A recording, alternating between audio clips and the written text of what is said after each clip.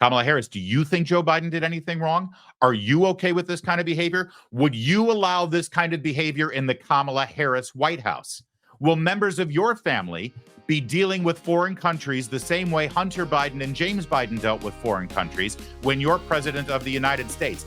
If not, why not? The House impeachment inquiry has completed, and they've delivered their report. Now, these are three committees: the Oversight Committee, the Judiciary Committee, and the Ways and Means Committee, chaired by James Comer of Kentucky, Jim Jordan of Ohio, and Jason Smith of Missouri, respectively. And we'll let Fox News deliver exactly what this report says. This is a Fox News alert. All new this morning, House Republicans finding President Biden and his family received more than $27 million from foreign individuals and entities since 2014. Lawmakers call it an impeachable conduct. Brooke Singman is in Chicago with this story. Brooke, good morning. Yeah. Good morning, Ainsley. I obtained a copy of this 292-page report from House Republicans. They're on the House Oversight, Judiciary, and Ways and Means committees, and they've been leading this impeachment inquiry against President Biden for months.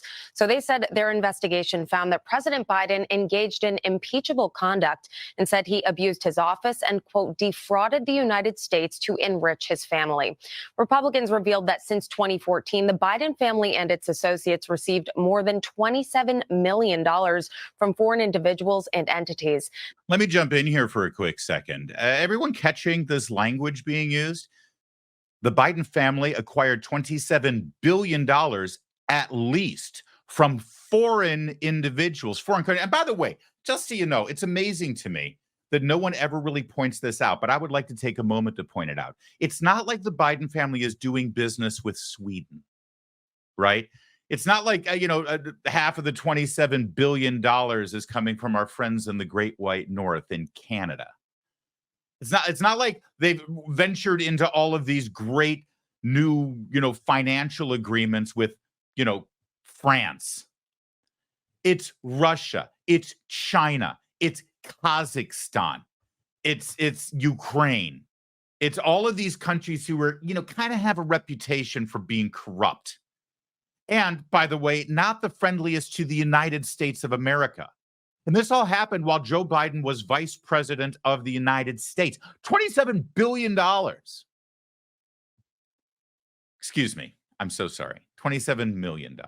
Well, what's millions to billions in Washington, D.C.? I apologize.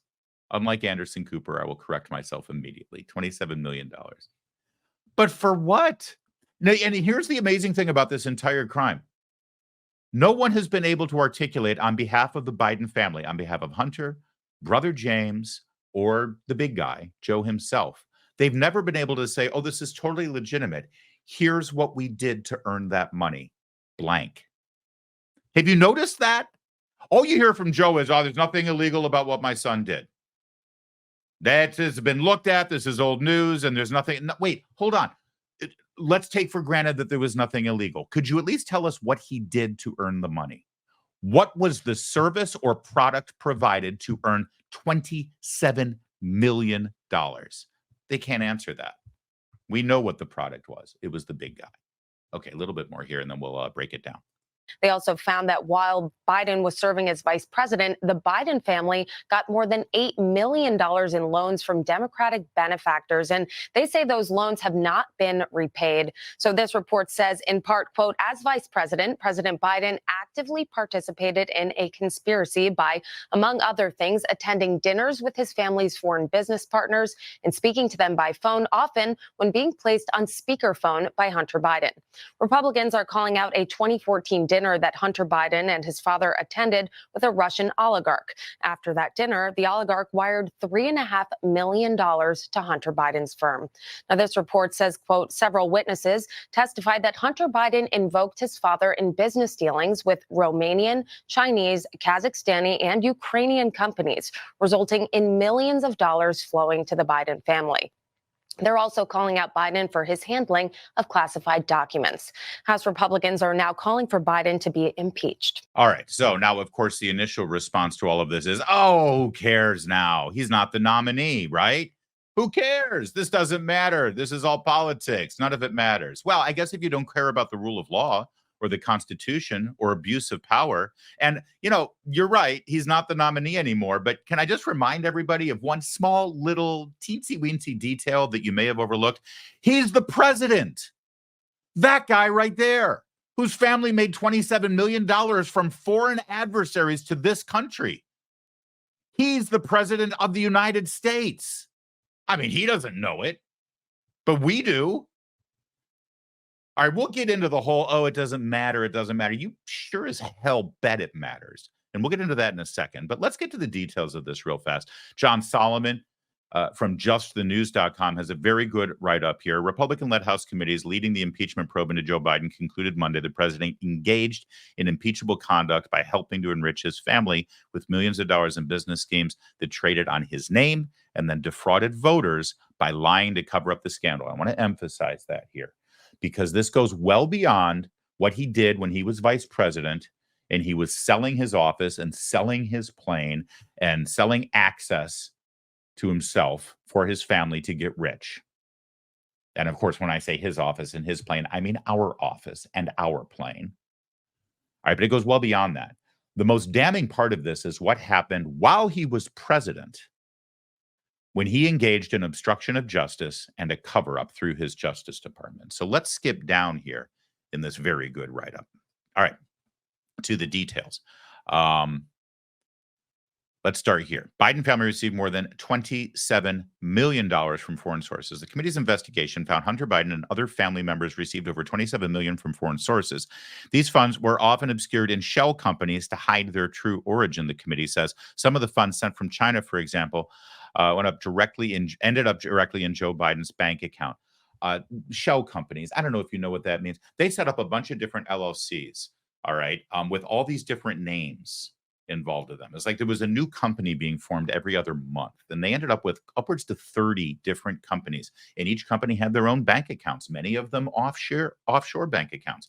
And what happened was money would be wired into one account, and then some of it would go to that one, and some of it would go to that one, and the money gets like transferred all over the freaking place. The reason why they call them shell companies is not because a lot of them are in the Caribbean where the banking rules are kind of loose, and so you can see the seashells while you're counting your money. No, they're shell companies because the old shell game where they would hide the little ball or the little pea under 3 shells, and then you would move it around, and you couldn't find where the ball was because you were hiding it. That's what it is. They're hiding the money. Legitimate companies who aren't engaged in illegal behavior, who aren't trying to hide their money and their transactions from investigators, don't do this kind of thing. But the Biden family did. Totally legit, completely legal. What did you sell again? Yeah. For example, here, as part of the $27 million, Hunter Biden received significant compensation from several foreign ventures and positions. Hunter Biden, that's the crack addict and whoremonger. For example, his role on the board of directors of the embattled Ukrainian energy company Burisma, whose owner, Mykola Unpronounceable, was facing corruption allegations in Ukraine. Biden received $1 million a year salary for his role on the board. $1 million a year for his role on the board. Hunter Biden, who has never had any experience in anything having to do with an energy company in his entire life. But suddenly he gets a job in Ukraine, can't even speak Ukraine. He had never been to Ukraine. He got a job on the board of an energy company in Ukraine for $1 million a year. Oh, and his father was the vice president, and Barack Obama, the president, put him in charge of Ukraine policy. I forgot about that. Oh, well, now it all makes sense. Totally legit. After receiving that position, he would use his influence in Washington, D.C. to help organize a public relations campaign for the company and work to shut down the corruption investigation into Zlochevsky, even meeting personally with State Department officials. By the way, when you do things like that, you're supposed to register. It's called FARA, Foreign Agent Registration Act. You're working on behalf of a foreign government, a foreign entity, so you're supposed to register with the government. He didn't do that, but they're still not investigating that crime yet, which is remarkable. Every investigation in Hunter Biden right now is just for tax fraud. In other instances, Hunter Biden received a $5 million loan in 2017 from entities connected to the energy firm CEFC China Energy. Just News reported in 2022 that Hunter Biden had received $5 million interest-free forgivable loan. You know what a $5 million interest-free forgivable loan is? It's free money. Think about that. Forgivable loan. Now, we're going to give this money to you. It's just a loan. You don't have to pay any interest, and you don't have to pay it back. It's a loan. Funny how that works.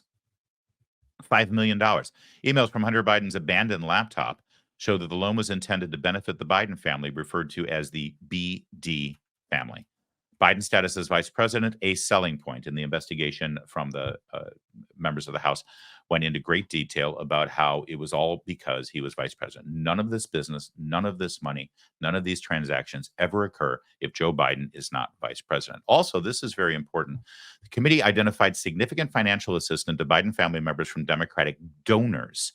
This is a way for Democrats to influence the Biden administration without actually having a paper trail of campaign donations, right? We're just going to give you loans. We're going to loan your granddaughters some money. We're going to loan your sons some money. Oh, by the way, I'd love for you to look into this business interest of mine. That goes right up to the borderline of bribery, doesn't it? But of course, that's a very specific crime. So we would never actually say that Joe Biden was being bribed, would we?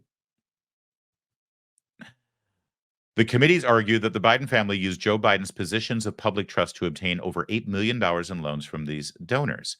Now, of course, this is all against the law if these donors actually make campaign contributions of this level. But if they're just loans to, good friends of mine that just happen to be related to Joe Biden, well, then that's fine. And as you know, Joe Biden says it all the time, family's the most important thing, isn't it? In his testimony before the House Oversight Committee, presidential brother James Biden told investigators that he too received loans from Democrat donors. The first loan uncovered by the impeachment investigators was an $800,000 loan from Joey Langston, a friend of President Biden and donor to his campaigns. Langston was convicted and spent time in prison for attempting to illegally influence a judge for his client. During the same time period, he was loaning James Biden money. Great group of people these Bidens hang out with, isn't it? Isn't it amazing how many people do close business or have close associations with Hunter or James or Joe Biden, and then they end up in jail? That's weird, isn't it? I mean, I'm sure that's true in your situation as well. They're just an average American family. All right, here's the most important part as far as I'm concerned. The Justice Department. IRS whistleblowers Gary Shapley and Joseph Ziegler, who worked together on the Hunter Biden investigation, approached Congress last year with complaints that the Justice Department was improperly giving Biden preferential treatment to avoid filing charges against him. In his first letter to Congress, Shapley also asserted that DOJ officials were limiting prosecutor David Weiss's ability to pursue charges against the first son.